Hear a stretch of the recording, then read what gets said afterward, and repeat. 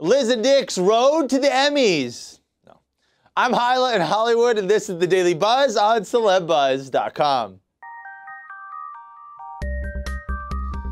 Viewers finally got to see Lindsay Lohan's long-awaited debut as Liz Taylor last night. I don't know if you guys were so much impressed, but we're going to find out. Joining me now is CELEBUZZ staff editor Andy Scott, and from the Huffington Post, TV critic Maureen Ryan. Maureen, let me start with you. What did you think of this epic piece of filmmaking? Well, it was instantly legendary for all the wrong reasons. It's one of those things where, you know, obviously people on Twitter and elsewhere just pounced on it, and I certainly did not spare anything in my review of it. But I mean, I think there's still a feeling on our staff anyway, and among people I've talked to, that we still want to see Lindsay, like, you know, move on with her life and do something that is, you know, maybe going to help out her career or her life. This was not it in any way. It was just really, really awful. Do you think those days are over? I mean, if she's having to do Lifetime films, we know those are cheesy in general. She's not even putting herself in a position to try and reclaim a little credibility on the film side. Well, that's the problem. You know, if this had come amid, you know, 6 other roles that she's done in the last 2 years, then we would say, oh, well, you know, there's a clunker in the mix. That's fine. But this was her big comeback, and I think it was just a terrible choice because there was so much attention put into it. Liz Taylor and Richard Burton, there couldn't be a more iconic couple, but this was just a terrible choice.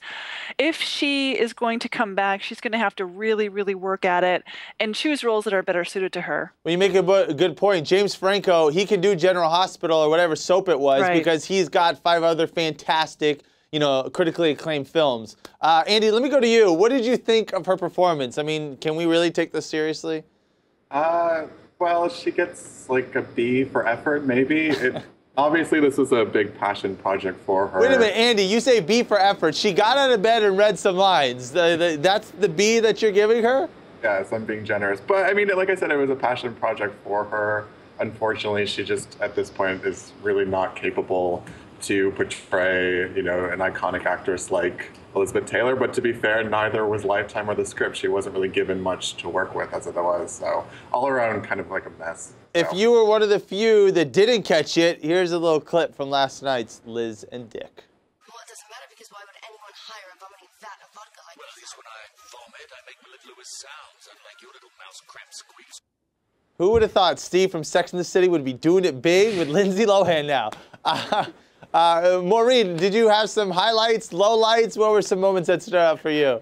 Well, I think, you know, in terms of melting your brain, I don't know how you can really improve on Lindsay Lohan starring in a remake of Who's Afraid of Virginia Woolf with Cooter from True Blood. I mean, there's just so many levels of weirdness in that. It's just overall, like, it's really hard to pick a favorite line because most of them were terrible, and she delivered most of them so flatly and unemotionally that it all felt like she was reading her grocery list. You know, it was very odd. Do we have a sense of the ratings last night? Do we know if anyone watched? I mean, obviously this blew up on Twitter, but what were the actual numbers? I haven't seen actual numbers, but just the tweets that I saw from people who work at networks said that it did not do well in the coveted 18 to 49 demographic. So it wasn't one of those things where maybe this pushed people to watch it because it was so bad and so cheesy.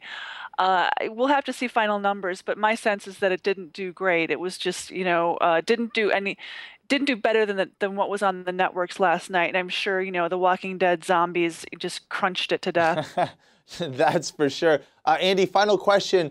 Obviously, it looks as if the numbers weren't that great. However, on a social media front, in a pop culture front, this has been front and center. So at the end of the day, do you think this is a win for Lifetime? I think so, and I actually think it's a win for Lindsay Lohan in a very weird way. It's kind of like dating on the rebound. She, you know, completed the project. She didn't do it very well, but she did it. Andy, your standards for this girl is so low. She's an actress that finished the project, and you're like, yes, let's give her a high five. All right, I'll leave it right there. Thank you guys so much for joining us. Let us know what you think. Do you agree with Andy? Your thoughts on Maureen? Let's make sure we get your opinion by using the hashtag #TheDailyBuzz. And the great thing is, you guys already chimed in, so let's get to some of those tweets right now. Joshua Gates. He wrote, Lindsay Lohan and Liz and Dick, I'm bored. I'm so bored. That is, of course, a quote from the film. And he wrote, you and me both, kid. You and me both. We have Max White. He also chimed in. If only some of the wig hat budget had been given to finding a writer. Okay?